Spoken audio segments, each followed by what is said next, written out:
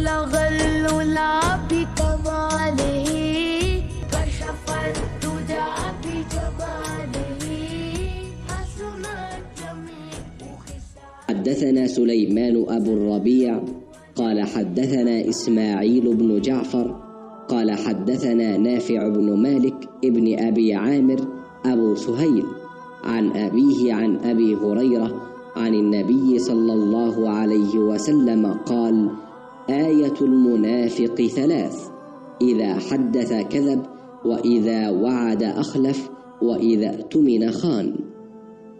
আবু হুরাইরা রাদিয়াল্লাহু আনহু থেকে বর্ণিত, আল্লাহর রসূল সাল্লাল্লাহু আলাইহি ওয়াসাল্লাম বলেছেন, মুনাফিকের চিহ্ন তিনটি: এক, যখন কথা বলে মিথ্যা বলে; দুই, যখন অঙ্গীকার করে ভঙ্গ করে; এবং তিন, আমানত রাখা হলে খিয়ানত করে।